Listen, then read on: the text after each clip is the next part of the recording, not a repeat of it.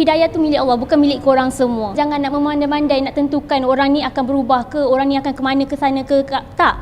Melenting apabila ditanya tentang hala tuju perjalanan dalam bidang seni yang penuh dengan kontroversi. Padahal umum mengetahui bukan sekali dua penyanyi Baby Shima muncul dengan cerita-cerita sensasi yang tak manis. M-Star sendiri sudah beberapa kali melaporkan tentang Shima yang tak lekang dengan kecaman netizen. Justru timbul tanda tanya, kenapa hanya cerita sensasi? M-Star mendapatkan pandangan Shima sendiri tentang perkara ini. Bila kita tengok pembabitan Shima dalam industri hiburan tanah air di mana Shima dah bertapak lama, tapi sering juga muncul dengan kontroversi.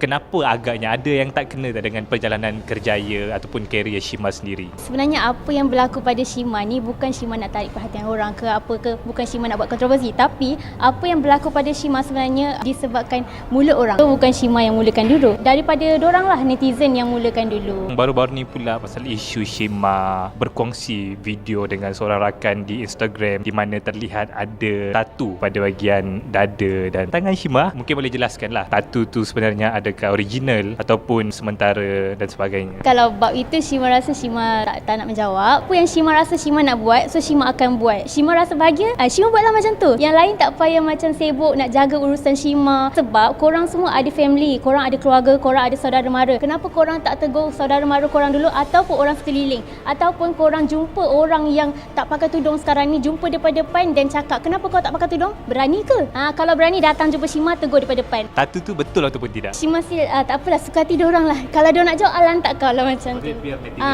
Biar netizen yang menilai. So Shima malas lah nak cakap. Ini pula Shima isu yang sangat panas. Ada satu gambar tersebar di media sosial. So kita nak dapatkan penjelasan daripada Shima sendiri. Kontroversi yang muncul ni apa pula? Siapa lelaki berkenaan? Di mana? Apa yang Shima tengah buat time tu? Okey, sepatutnya Shima yang tanya. Dari mana dapat gambar tu? Gambar tu dah menceroboh peribadi Shima. Siapa yang hantar gambar tu dan kenapa? Apa tujuan dia? Kita nak penjelasan daripada Shima. Betulkah itu adalah Shima bersama seorang lelaki di sebuah tempat? Ya, memang betul. Kenapa?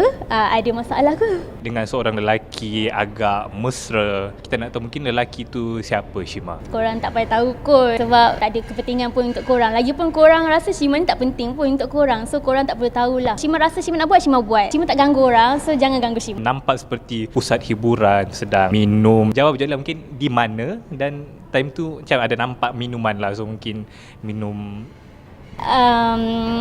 Shima rasa ada benda yang kita harus jawab, ada benda yang kita tak patut jawab. Kita kadang-kadang tak boleh nak cerita semua benda. Hal peribadi Shima tak akan share dekat semua orang. Semua orang pun tak patut, tak perlu nak tahu apa Shima buat, apa Shima buat macam tu. Sekarang ni Shima nak tunjuk pada korang semua bakat Shima, bukan tunjuk hal peribadi Shima macam tu. Tadi Shima mengelak memberitahu siapa lelaki berkenaan. So mungkin kita nak tahulah status Shima sekarang, dah ada pasangan.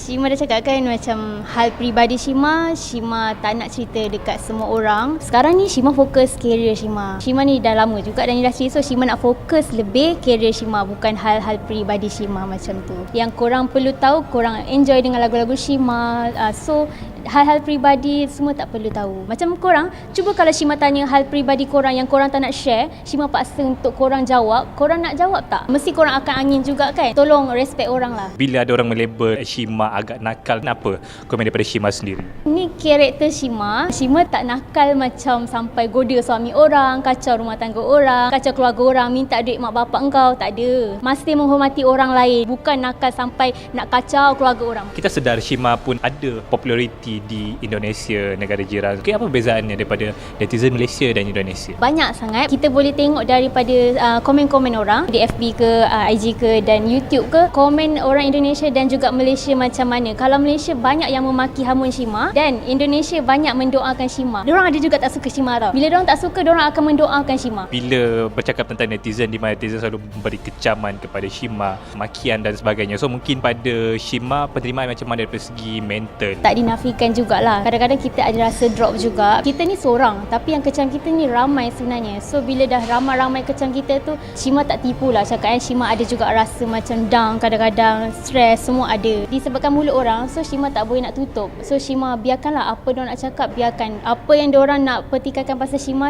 tak kisah dah. Kalau macam teguran yang baik tu, Shima akan terima. Macam lebih-lebih tu, so Shima akan ignore je lah. Kubu kita masing-masing lah kan. Sekarang ni banyak je yang macam bukan ustaz tapi tiba-tiba jadi ustaz. Dia pun tak tahu hukum mahkam semua, tapi dia sendiri buat hukum. Apa yang Shima buat ni Shima tahu. Shima tahu benda tu tak betul ke dan betul. Shima akan dengar ceramah daripada ustaz-ustaz dan mufti sahaja. Okey, kalau macam ustaz ke Ustaz Zafiq ke, Shima takkan layan. Contohnya Zizi Kirana. Korang tengok dulu dia macam mana seksi semua kan. Tapi alhamdulillah sekarang dia tampil macam mana. Semua tu bukan hidayah milik korang. Semua hidayah milik Allah. Korang jangan nak memandai-mandai nak tentukan orang ni akan berubah ke, orang ni akan ke mana, ke sana ke. Tak.